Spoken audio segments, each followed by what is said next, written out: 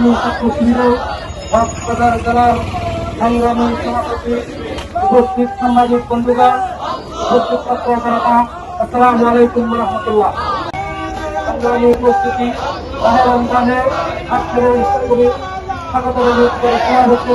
এই পর্যায়ে বক্তব্য নিয়ে আসছেন বাংলাদেশ ইসলামী ছাত্র শিবিরের কক্সবাজার জেলার সংগ্রামী সভাপতি ছাত্রনেতা মীর মোহাম্মদ আলী।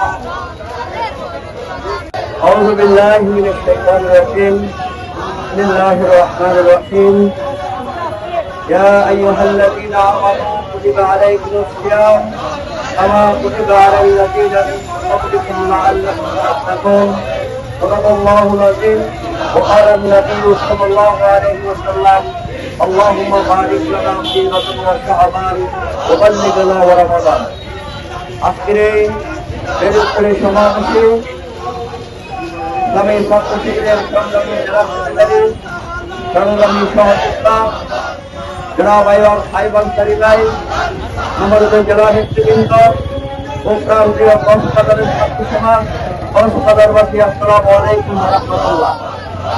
এই রমজান আমাদের মাঝে আগমন করেছে আমাদেরকে একজন ভাগ্যবান মানুষ হিসেবে তৈরি করার জন্য। গত বছর রমজান ছিল আল্লাহর মেহেরবানির আজকে আমরা আবার রমজান পেতে যাচ্ছি। সেই রমজানকে আমাদেরকে যথাযথ কাজে লাগাতে হবে। এই রমজানের মধ্য দিয়ে একজন মানুষকে মুসলমানকে কাছে বলবেন মুসলমান হিসেবে তৈরি করে। তাছাড়া এই রমজান আমাদের জন্য প্রশিক্ষণের মাস। এই প্রশিক্ষণের মধ্য দিয়ে আমরা আল্লাহর কাছে প্রিয় হব। আল্লাহ তাআলার প্রিয় বান্দা হওয়ার জন্য আমরা আমাদের নামাজ এবং পাঁচ ওয়াক্ত নামাজ, নিয়মিত রোজা রাখা, কোরআন তেলাওয়াত করা এবং হত্যা করা, এগুলোর মধ্যে দিয়ে আমরা সত্যিকারের মুসলমান হিসেবে তৈরি করব।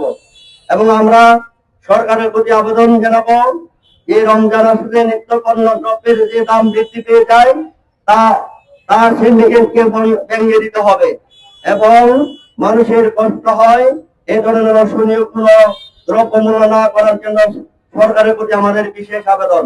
আজকের এই রেলুত্তরী সমাবেশে উপস্থিত হওয়ার জন্য সবাইকে আন্তরিক মোবারকবাদ এবং ধন্যবাদ। আসসালামু আলাইকুম ওয়া রাহমাতুল্লাহ। উপস্থিতি, আপনারা আমাদের আজকে এসে করার জন্য